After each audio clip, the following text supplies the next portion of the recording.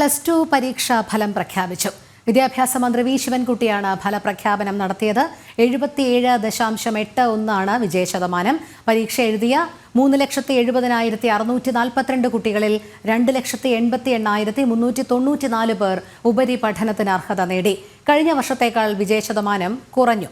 പ്രശാന്ത് ശങ്കരമംഗലത്ത് ചേരുന്നു. പ്രശാന്ത്, ഈ വർഷത്തെ +2 പരീക്ഷാ ഫലം എപ്രകാരമായിരുന്നു? രോഹിണി, കഴിഞ്ഞ വർഷത്തെക്കാൾ വിജയശതമാനം ഇത്തവണ കുറവാണ്.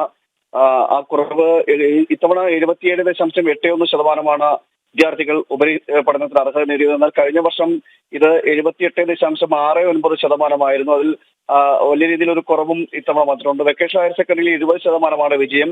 26,178 വിദ്യാർത്ഥികൾ പരീക്ഷ എഴുതിയതിൽ 18,340 പേർ ഉപരിപഠനത്തിന് യോഗ്യത നേടുകയും ചെയ്തു. മുൻവർഷത്തെ അപേക്ഷിച്ച് മുൻവർഷം 71.42% വിജയശതമാനം. വൊക്കേഷണൽ ഹയർ സെക്കൻഡറിയുടെ വിജയശതമാനം. അല്പസമയം മുമ്പാണ് മന്ത്രി വി ശിവൻകുട്ടി വിദ്യാഭ്യാസ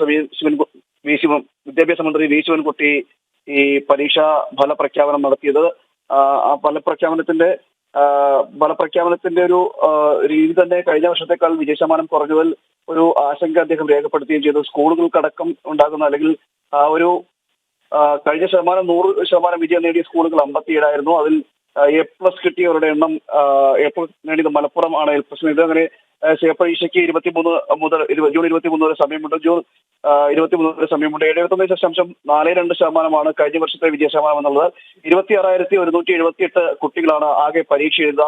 പരീക്ഷ എഴുതിയതിൽ 18,340 പേരാണ് VHECക്ക് വിജയിച്ചത്. അതോടൊപ്പം തന്നെ ഹയർ സെക്കൻഡറിയിലേക്ക് വരികയാണെങ്കിൽ 202 സ്കൂളുകളിൽ വിദ്യാർത്ഥികൾ പരീക്ഷ എഴുതിയതിൽ 3,70,642 പേരാണ് ഈ 202 സ്കൂളുകളിലായിട്ട് പരീക്ഷ എഴുതിയത്. അതിൽ 2,88,394 പേരാണ് ഉപരിപഠനത്തിന് അർഹരായത്. നേരത്തെ ഞാൻ സൂചിപ്പിച്ചതുപോലെ 77.81% വിജയം.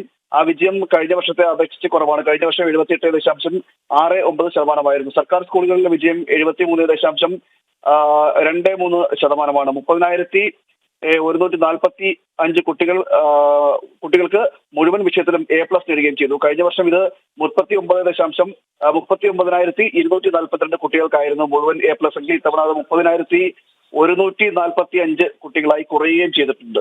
ഏറ്റവും കൂടുതൽ വിജയശതമാനം കിട്ടിയ ജില്ല എന്ന് പറയുന്നത് എറണാകുളം ജില്ലയാണ്. ഇവിടെ 83.09% വിജയശതമാനം ഉണ്ടായിരിക്കുന്നത്. കുറവ് കാസർഗോഡുമാണ്. രോഹിണി.